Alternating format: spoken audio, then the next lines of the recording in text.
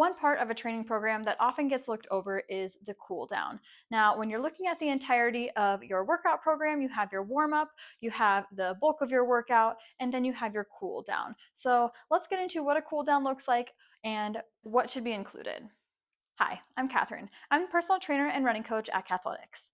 Here at Kathletics, we're all about meeting you where you are in your fitness so you can approach hybrid training in a sustainable way. So when it comes to a hierarchy of importance, when it comes to your workout, we're thinking warm up is number one. We definitely want to make sure we get a warm up in. We don't want to skip that.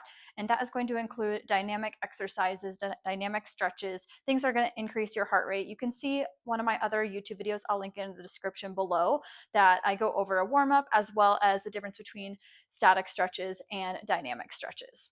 So you have your warm up first, then we get into the bulk of your workout.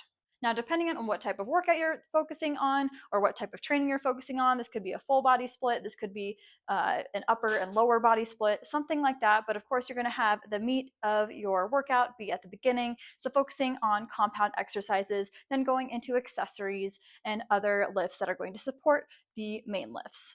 As for your cool down, that could be all encompassing of what you went through today, as well as an opportunity to lower the heart rate, to bring your central nervous system down, and to let your body know, hey, we're all through with the workout. We can get back to our normal state. And how we want to do that is by a couple different ways. If you are doing this cool down after a cardio session, so if you go for a run and then you are getting into your cool down could be something where you are just lowering the heart rate by lowering your speed, or you're getting into more of a walk. But overall, you are still consistently moving, and again, letting that heart rate come down and letting your central nervous system calm down as well.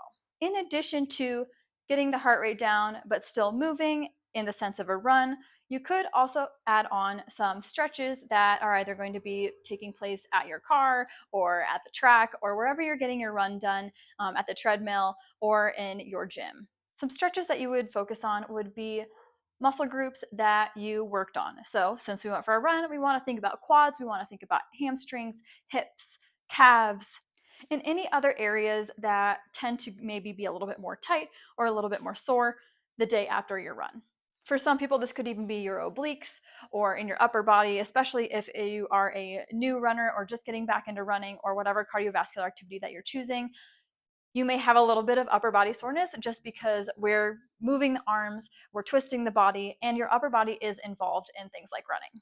The same goes for cooling down for your lift. So whatever exercises that you did that day, if it was a leg day, you might want to focus more on stretching your lower body. If it was upper body day, you would focus on your upper body stretches. But the key components for stretches is that we're holding for 20 to 30 seconds per muscle group.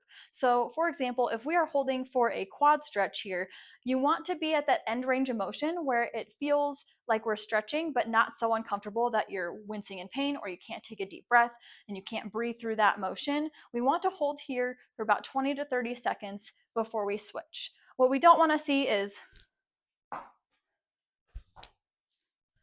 and calling it a day. So cool down, we want to take a moment to actually get the heart rate down, get the body to calm down a little bit, to recognize that we are all through the workout and getting back to that normal state of where you were before the workout or for the rest of the day.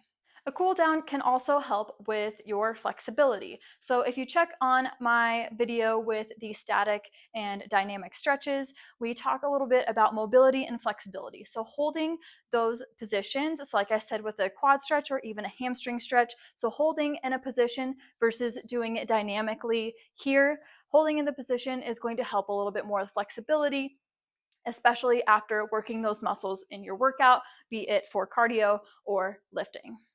When it comes to how many exercises or stretches you should be doing in your cool down, that's going to completely depend on your workout that day, what feels good, and how much time you have. So if you have a total of 5 minutes to cool down, then yeah, let's get the heart rate down. Let's get a couple stretches in and focus on the muscles that really need it before you go on for the rest of your day.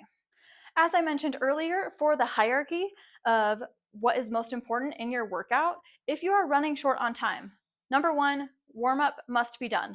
I do not recommend going through a workout without getting a warm up in. Even if it's a short warm up, fine, but we do want to get some sort of warm up in, whether it is 1 minute or 6 minutes.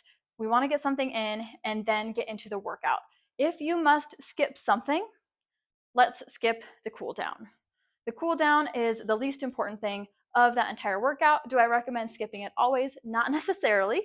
But again, if you must skip something, the cool down would be the place to go, because you can also think about if you are in a rush and you need to hurry up, go shower, and get someplace, you can also be doing stretches wherever you're ending up. So if you're waiting for something to cook on the stove, you can hold in this position while you're waiting there.